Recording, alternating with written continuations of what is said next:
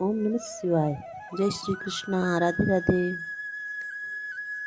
कार्तिक महात्म्य चौथा अध्याय। मत्स्य रूप भगवान द्वारा शंकासुर वध एवं प्रयाग महिमा। नारद जी बोले, इस प्रकार कहकर विष्णु भगवान मछली के रूप को धारण करके विंध्याचलवासी कश्यप ऋषि की अंजलि में पहुंच गए। तब कश्यप ऋषि ने उस मछली को रूपधारी भगवान पर दया करके अपने कमंडल में डाल लिया। जब वह उस कमंडल में न समाई तब कुआं में डाल दिया, और कुआं में न समाई तब तालाब में डाल दिया, और तालाब में भी न समाई तब समुद्र में डाल दिया। तब वहाँ मत्स्य रूपधारी भगवान ने शंखासुर को मार दिया और उसे अपने हाथ में दबाकर वज्रीवन को चले गए। वहाँ सब ऋषियों को बुलाकर भगवान बोले कि जल के भीतर वेद मंत्र बिखरे पड़े हैं, तुम उन्हें जाकर ढूंढो और बहुत शीघ्रतापूर्वक रहस्यों समेत वेदों को जल में से निकालकर मेरे पास ले आओ। तब तक मैं देवताओं समेत प्रयाग में निवास करूंगा। नारद जी बोले, तब तपोबली उन ऋषि मुनियों ने अपने तप बल से बीज और यज्ञ मंत्रों सहित वेदों को निकालकर उन ऋषियों में से जितना भी जिसने निकाला उस भाग का वही अधिकारी हुआ और उसी ऋषि के नाम से प्रसिद्ध हुआ। पश्चात उन्हें मिलकर उन खोजे हुए वेदों के साथ लेकर प्रयागराज को गए और प्राप्त हुए वेद ब्रह्मा के समान विष्णु भगवान के अर्पण कर दिए। संपूर्ण वेदों को ब्रह्मा जी प्रसन्नतापूर्वक सब ऋषियों सहित अश्वमेघ यज्ञ किया। यज्ञ पूर्ण होने पर देव गंधर्व यक्ष पन्नग ग्रह आदि सब पृथ्वी पर दंडवत प्रणाम करके भगवान विष्णु की प्रार्थना करने लगे। देवता बोले कि हे देवाधिदेव, हमारी प्रार्थना सुनिए।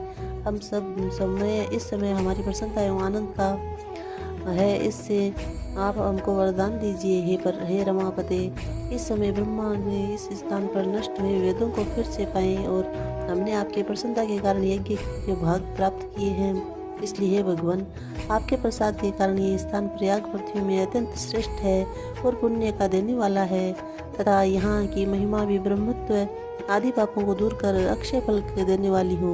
यह वरदान हमको दीजिए। श्री विष्णु भगवान बोले, हे देवताओं, जो कुछ तुमने कहा है वह मुझे बड़ा प्रिय लगा है। मैं तुमको वर देता हूँ, ऐसा ही होगा। यज्ञ स्थान ब्रह्म क्षेत्र नाम से प्रसिद्ध होगा। सूर्यवंशी राजा भागीरथी यहाँ गंगा जी को लावेंगे और इसी जगह पर सूर्य की पुत्री यमुना जी से संगम होगा। ब्रह्मा आदि तुम सब देवता मेरे साथ यही निवास करो। ये स्थान तीर्थराज प्रयाग के नाम से प्रसिद्ध होगा। जो लोग यहाँ दान तप व्रत होम पूजा आदि कर्म करेंगे वे अनंत फलदायक तथा मेरे पास पहुँचाने वाले होंगे। जन्म जन्मांतरों में किए गए ब्रह्म अत्याधिक पाप भी इस तीर्थ के दर्शन मात्र से नष्ट हो जाएंगे।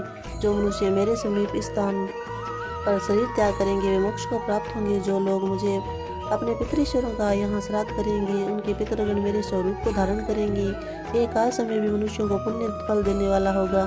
मकर की संक्रांति में माघ मास में प्रयाग स्नान करने से तथा उनके दर्शन मात्र से संपूर्ण पाप नष्ट हो जाते हैं। जैसे सूर्य से अंधेरे का नाश हो जाता है, मकर से सूर्य में प्रातःकाल स्नान करने वाले सालोक्य अपना लोक, सामीप्य अपने समीप और सारूप्य अपना स्वरूप, इन 3 प्रकार की मुक्ति क्रम को प्राप्त करेंगे।